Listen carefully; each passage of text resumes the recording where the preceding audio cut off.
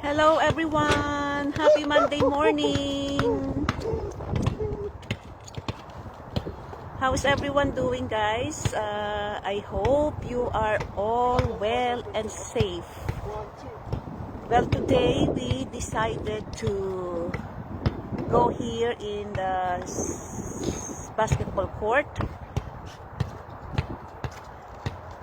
because we just want to take a break before we get busy later in the afternoon for preparing food for our Christmas dinner tomorrow, Christmas Eve. So you see, guys, I'm all wrapped up because it is 5 to 6 degrees here, 5 to 6 degrees Celsius here in Ireland, but we still decided to go out because we just need to have some exercise. So guys, how's your weekend? And how's your Monday? So I hope you enjoyed, guys, your weekend, or you just rested and have quiet time, some reflection about your week. So I'm here with my husband and my son. They are playing basketball. So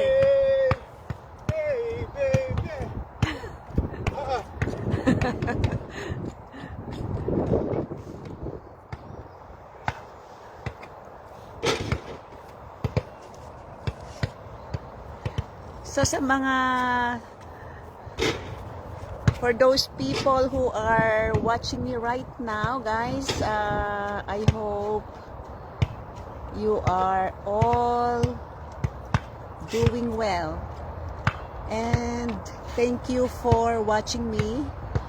And for those who are going to watch the replay, thank you as well. And guys, if you can kindly comment below every time you are watching me, so I'll know how global this is, the reach of this video.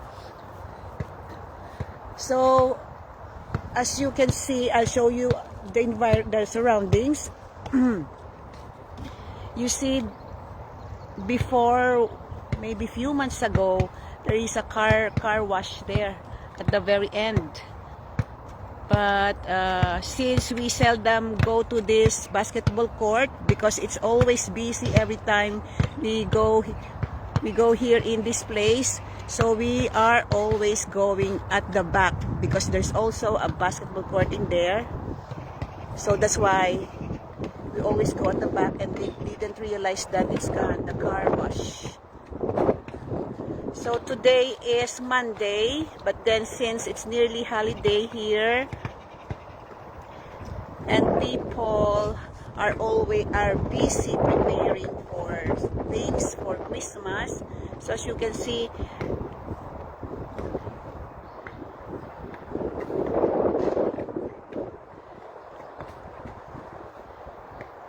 people in this park at the moment, they are maybe finished walking, or maybe they didn't go out today because they are busy preparing for Christmas. Hello Ninang! Thank you for watching. Kumusta po kayo? Kumusta na? Prepare na ba? Ano na kayo? Saan kayo magpapasko? Kila Ria? So ayan, this is Sports Ireland ground. So there is a sports complex here. There are swimming pools, any sports, and the ground, they also have different sports in here. There's football, and then there are exercise equipment here, free to use. There's a table tennis and there is a basketball court. And it's a huge park. Maybe if you are going to walk all the way down to the very end, maybe it will take nearly an hour.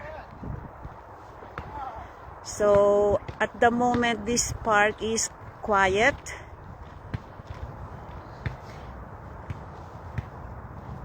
We are the only people here in this park, but in there, in the sports complex, there are plenty of people inside. As you can see, there are cars parked in the car park because maybe their children are doing some swimming lessons and every sports that they have.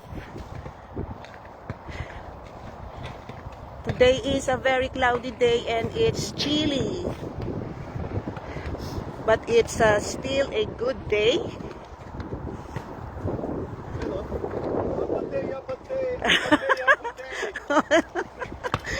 Patay. So I'm just grateful, guys. You see,